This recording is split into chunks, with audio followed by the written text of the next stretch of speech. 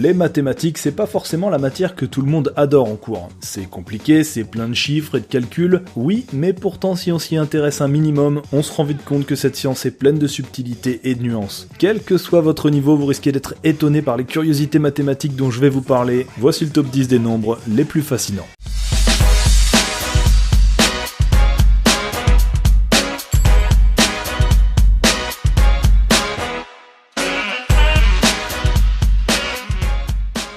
Numéro 10, le nombre de Hardy Ramanujan. Ce nombre a une histoire. Celle de Hardy, un mathématicien anglais du début du XXe siècle, qui rendit visite à son confrère indien Ramanujan et qui lui raconta que le taxi qu'il avait emmené portait le numéro 1729. Un nombre tellement banal et inintéressant qu'il avait attiré son attention. Ouais, ils ont des délires de mathématiciens, bon, ne jugez pas. Ça fait du bien de rire. Mais il y a dans son discours comme un paradoxe. Si on pouvait décomposer les nombres en deux parties, avec d'un côté les nombres intéressants et de l'autre ceux qui ne le sont pas, parce qu'ils n'auraient aucune particularité par exemple, on trouverait dans le groupe des nombres inintéressants le plus petit d'entre eux, et ça en ferait sa particularité, ce qui le classerait automatiquement dans l'autre groupe.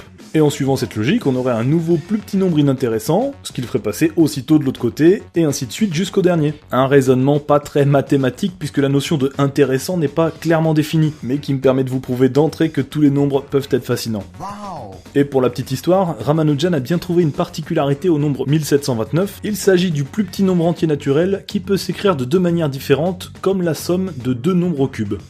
Numéro 9, le nombre de la bête. Dans l'Apocalypse, le dernier livre de la Bible, on peut y lire que celui qui a l'intelligence calcule le nombre de la bête, car c'est un nombre d'hommes et son nombre est 666. Un nombre attribué à Satan et au mal en général. Mais à l'origine, cette superstition vient de la Grèce antique et du diabolique empereur César Néron. À l'époque, certaines lettres étaient aussi des nombres, et quand on additionnait celles de son nom, on trouvait 666. Avec la même méthode mais en chiffres romains, le 666 a été associé au pape par ceux qui rejetaient son autorité.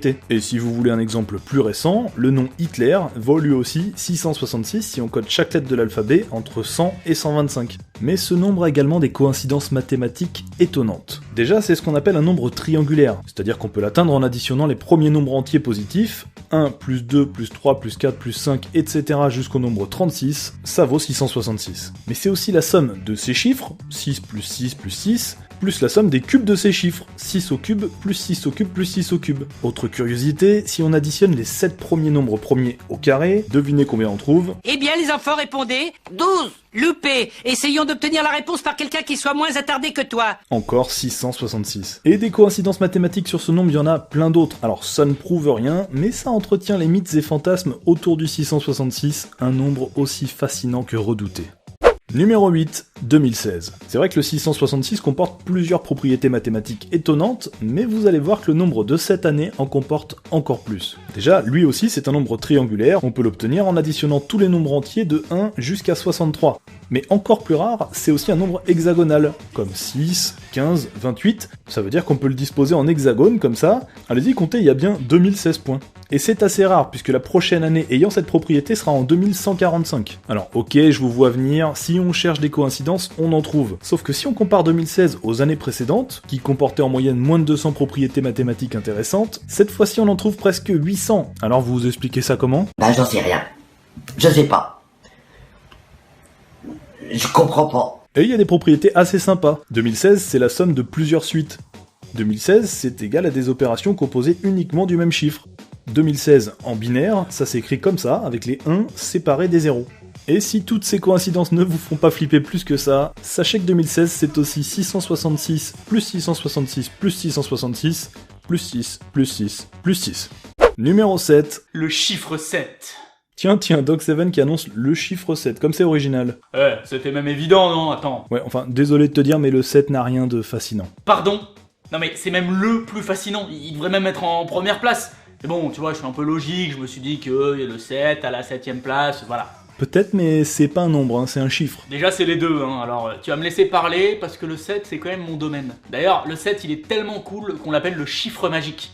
Les 7 jours de la semaine, les 7 couleurs de l'arc-en-ciel, les 7 merveilles du monde, ça te parle tout ça ? Ouais, les 7 péchés capitaux aussi si tu vas par là. Le 7 c'est un symbole, c'est le chiffre qu'on retrouve partout, dans tous les mythes, toutes les religions, en science, en histoire, en art, on le retrouve partout. Et puis le 7, c'est aussi le nombre de l'homme parfait.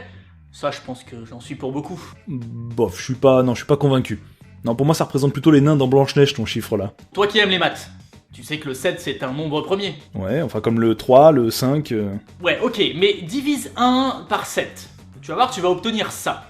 Tu remarques là ces chiffres qui se répètent? Bah essaye de les multiplier par 2, 3, 4, 5 et même 6. Tu vas toujours les retrouver et toujours dans le même ordre. Tu vois que le 7 il est fascinant. Ouais, bah le 10 d'abord c'est plus grand que le 7. Mais quel rageux celui-là! Numéro 6, le nombre de Graham. Quel est le plus grand nombre que vous connaissez? 1 milliard?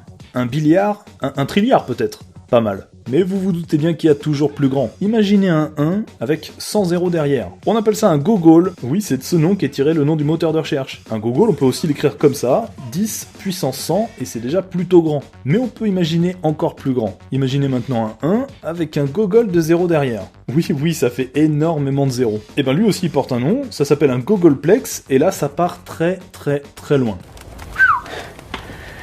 J'ai rien compris. Faites-moi confiance. C'est un nombre tellement grand que c'est déjà impossible d'imaginer sa taille. On peut même plus l'écrire en entier. Par contre, on peut l'écrire en empilant les puissances. 10, puissance 10, puissance 100. Ça donne un nombre immense, mais toujours minuscule à côté du nombre de Graham. Et le nombre de Graham, qu'est-ce que c'est? C'est l'un des plus grands nombres jamais utilisés dans une démonstration mathématique. Pour le calculer, on empile énormément de puissance. Rendez-vous compte, un gogolplex, qui était déjà un nombre immense, il ne comportait que 2 puissances empilées. Là, on empile un nombre de puissance bien plus grand qu'un gogolplex. On part très loin. Alors, je ne vous détaillerai pas le calcul, ni à quelle question ça répond, ce serait trop long à expliquer, et puis surtout, j'ai pas compris la question moi-même. Racine de x sur oméga 25, sans valeur ajoutée, je veux une réponse en joules. Mais ce qui est fou, c'est de se dire que ce nombre reste minuscule par rapport à l'immensité de l'infini. Numéro 5, racine carrée de 2. Voilà un problème qui est né dans l'Antiquité, quand les mathématiciens ont cherché à calculer la diagonale d'un carré de côté 1. Il suffit de le dessiner et de mesurer, vous allez me dire. Mais non, en maths, on ne fonctionne pas comme ça, on veut la valeur exacte. Et bien cette valeur, on la connaît grâce au théorème de Pythagore, c'est racine carrée de 2. Et combien ça fait, racine carrée de 2? Ça va, tout le monde sait ce que c'est qu'une racine carrée? Une racine carrée, c'est une plante avec 4 angles égaux. Ouh là là là là là là. Merci beaucoup. En gros, on cherche un nombre qui, quand on le multiplie par lui-même, vaut 2. Ça devrait pas être trop compliqué à trouver quand même. En cherchant par tâtonnement, on trouve que ça vaut à peu près 1,41. 1,41 fois 1,41, c'est presque égal à 2. Mais on a dit qu'on voulait connaître la valeur exacte, pas presque sa valeur. On raconte qu'un des disciples de Pythagore, nommé Hippas de Métaponte, aurait découvert que la racine carrée de 2 est un nombre qui comporte des décimales à l'infini, et qui ne se répète pas en boucle, ce qui était totalement nouveau à l'époque. On connaissait d'autres nombres avec des chiffres après la virgule à l'infini. Par exemple, 1 tiers, ça fait 0,33333, mais on sait que ces décimales sont toujours des 3. Pour la racine carrée de 2, les décimales ne se répètent pas, et on ne peut pas l'écrire sous forme de fraction, comme 1 tiers par exemple. C'est ce qui en fait un nombre irrationnel. Une propriété qui aurait tellement choqué les pythagoriciens qu'ils auraient jeté le disciple qu'il avait découvert à la mer pour le tuer. La frontière est mince entre se tromper et être visionnaire. Malheureusement, il faut être visionnaire pour l'avoir. Et ce nombre, vous le rencontrez dans la vie de tous les jours sans le savoir, puisqu'il est présent en musique, dans le rapport entre les notes de la gamme, en électricité, dans les calculs de la tension, ou plus simplement dans les feuilles de papier que vous utilisez. Le rapport entre la longueur et la largeur d'une feuille A4, c'est racine carrée de 2. Et c'est ce qui fait que quand vous pliez une feuille en deux, elle garde ses proportions. C'est d'ailleurs comme ça que sont définis les différents formats de feuilles A3, A4, A5, etc. Numéro 4, le nombre imaginaire. Avec un nom comme ça, on dirait qu'on va faire des maths avec Alice au pays des merveilles. Et vous allez voir que c'est un peu ça, tellement ce nombre semble déconnecté de notre réalité. Pour bien comprendre le nombre imaginaire, il va falloir avoir quelques bases. Bon, je vous rassure, rien de bien compliqué. Vous savez peut-être que quand on multiplie un nombre négatif, par exemple moins 3, avec un autre nombre négatif, disons moins 2, on obtient toujours un nombre positif. Ici, moins 3 fois moins 2, c'est égal à 6. Partant de ce principe, on sait que tous les nombres au carré, c'est-à-dire multipliés par eux-mêmes, ont un résultat positif. Par exemple, moins 3 au carré, ça fait moins 3 fois moins 3, et ben c'est égal à 9. Et à partir de là, des mathématiciens se sont demandé combien vaudrait un nombre imaginaire, qu'on va appeler i, et qui au carré vaudrait moins 1. I au carré égale à moins 1. Je vous rappelle que c'est impossible normalement. Tous les nombres au carré ont logiquement un résultat positif. Pourtant là, i au carré égale moins 1. En simplifiant, on peut aussi dire que i, c'est égal à la racine carrée de moins 1. Heureusement qu'on la connaissait cette racine, sinon on était dans la merde. Ok, alors on a écrit ce que valait i, notre nombre imaginaire, mais combien est-ce qu'il vaut vraiment? 0, 2, moins 14? C'est pas si simple. I n'est pas égal à un nombre réel tel qu'on les connaît. I, ça vaut i. En entendant des trucs comme ça, je suis sûr que beaucoup d'entre vous se demandent à quoi ça sert les maths en fait. Ça me sert à rien. Sauf si je dois compter jusqu'à 5. Et là, en revanche, ça pourrait me servir. Mais non, i n'est pas qu'un délire de mathématicien, puisque c'est la base de l'invention des nombres complexes, très utiles dans des domaines concrets comme l'électronique par exemple. Si les nombres réels, ceux qu'on connaît, se situent sur une ligne, les nombres complexes, eux, se placent sur un plan. Par exemple, un nombre complexe qui vaudrait 3 plus 2i se trouve ici. Ah, je vous avais prévenu qu'on partait dans un monde imaginaire. Mais c'est 1 plus 1 égale 1, ou peut-être que 1 plus 1 égale 11. Et ça, c'est beau. Numéro 3, le nombre d'or. Vous en avez peut-être déjà entendu parler, on l'appelle aussi phi, c'est 7 lettres grecques, et c'est un nombre tellement spécial que certains y voient l'œuvre de Dieu. Le nombre d'or a la propriété suivante, si on le multiplie par lui-même, il augmente de 1. Phi fois phi, c'est égal à phi plus 1. Et combien est-ce qu'il vaut vraiment alors? Sa valeur exacte c'est 1 plus racine de 5 sur 2. Je vous laisse calculer combien ça fait. 15 Non, 3 Bah, un peu moins. Pas 2 Bah non, un peu moins de 2. Bah 1 Entre les deux. Bah, il n'y a rien entre le 1 et le 2. Si. En fait, ça vaut environ 1,61, avec une infinité de décimales qui ne se répètent pas. Encore un nombre irrationnel. Bon, génial, mais qu'est-ce que ce nombre a de spécial? Phi, c'est surtout une proportion, un rapport entre deux tailles qu'on pourrait considérer comme parfait. Tenez, voilà un exemple. Parmi tous ces rectangles, celui qui semble le plus harmonieux pour une majorité de personnes, c'est celui-ci. Et sa longueur est phi fois plus grande que sa largeur. On appelle ça un rectangle d'or, et on le retrouve dans de nombreuses œuvres et monuments. Et si on part de celui-ci pour dessiner d'autres rectangles d'or, comme ça, on peut dessiner ce qu'on appelle une spirale d'or, qui elle aussi est présente dans la nature, de la plus petite à la plus grande échelle. Et même dans le corps humain, le nombre d'or est présent à différents endroits. Ça a été mis en lumière par Léonard de Vinci et son dessin de l'homme de Vitruve. Et le nombre d'or, on le retrouve dans plein d'autres domaines. Alors, faut être prudent avec ce nombre, et pas non plus le voir où il n'est pas vraiment, la nature est parfois faite de coïncidences. Mais quand même, ce nombre continue de fasciner des siècles après sa découverte. Numéro 2, pi. Vous l'attendiez tous, c'est la star des nombres fascinants et vous êtes très certainement nombreux à déjà savoir que pi sert à calculer le périmètre d'un cercle à partir de son diamètre. Ce que ça signifie, c'est que la longueur du contour d'un cercle est pi fois plus grande que son diamètre. Et c'est une constante, quelle que soit la taille du cercle, on retrouve ce rapport entre le diamètre et le périmètre. C'est d'ailleurs de là que vient son nom, pi c'est la première lettre du mot périmètre en grec ancien. Dans l'Antiquité, on a cherché à calculer cette valeur, et les Chinois et même la Bible ont sous-entendu que ça valait 3, tout pile. Les Égyptiens prétendaient que ça valait un peu plus, ils avaient même trouvé la formule 4 tiers puissance 4, ça fait environ 3,16. En 350 avant Jésus-Christ, Archimède considérait que ça valait exactement 3,14185. Et au fur et à mesure des siècles, on a trouvé de plus en plus de décimales exactes, jusqu'à ce qu'on prouve qu'elles étaient infinies et sans répétition. Oui, encore un nombre irrationnel. Une propriété dure à admettre, puisqu'en 1897, une loi américaine a voulu décréter que le nombre pi valait exactement 3,2. Technologie américaine. Une loi qui n'a pas été adoptée grâce à la présence d'un prof de maths dans l'assemblée. Aujourd'hui, grâce à la puissance des ordinateurs, on peut calculer des milliards de décimales exactes de pi, et nombreux sont ceux qui étudient ce nombre et qui cherchent une logique dans ces décimales pour percer ces mystères. Le 20, le 1, le 9 à l'envers, c'est-à-dire le 6. Et surtout, chez vous, si vous avez compris quelque chose, je vous en supplie, écrivez-nous d'urgence. Avec toutes nos connaissances actuelles, on a encore des doutes sur ce nombre. Par exemple, on est quasi certain que toutes les suites finies de chiffres possibles se trouvent dans ces décimales, mais on n'arrive pas encore à le prouver. Si c'était le cas, pi serait ce qu'on appelle un nombre univers, et ça voudrait dire qu'on peut convertir n'importe quel mot en nombre, il est à un moment donné dans les décimales de pi. Par exemple, le mot taupe, ça donne ce nombre, et j'ai vérifié, on le retrouve à partir de la 122 956 279e décimale. Et ça marcherait avec n'importe quelle phrase, n'importe quel texte, n'importe quel roman, même ceux qui sont pas encore écrits. Ça marcherait avec l'histoire de vos vies, racontée de la manière que vous voulez et dans la langue que vous voulez, perdu dans une infinité d'autres décimales sans aucune signification particulière. Computer, établissez à la dernière grandeur la valeur de pi. Non, non, non, non, non, non. Et numéro 1, l'infini.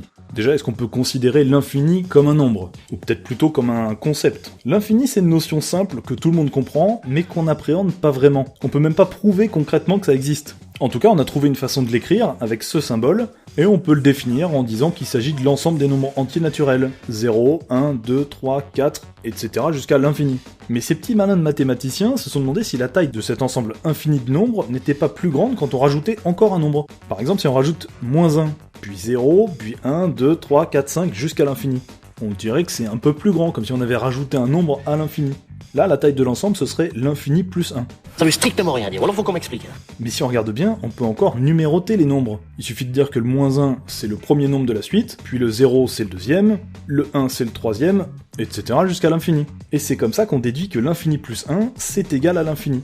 Et maintenant, si on ajoutait tous les nombres négatifs, jusqu'à moins l'infini, ce serait encore plus grand, non?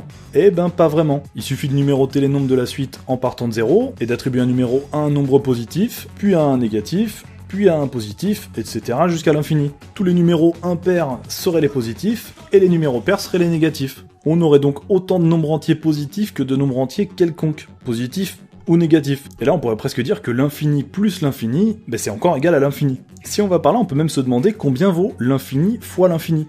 J'ai bien peur qu'on doive avoir recours aux mathématiques.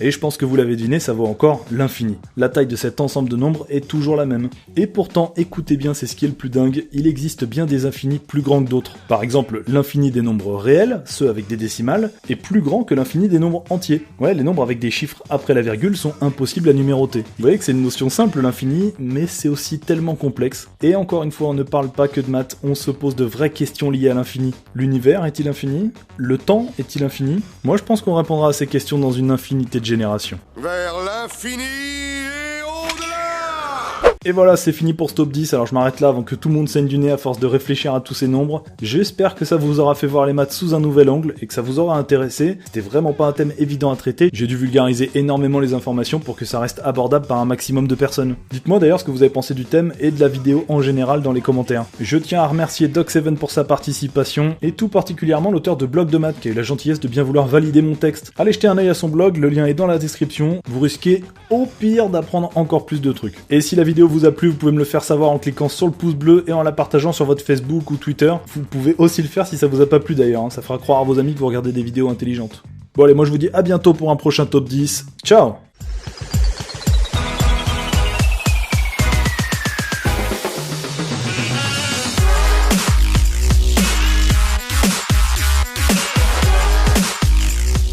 Ah oui, juste un petit rappel d'une vérité mathématique, le 10 est réellement supérieur au 7.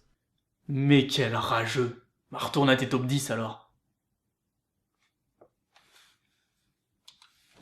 Ok. Pour ça, on est bon. Là, on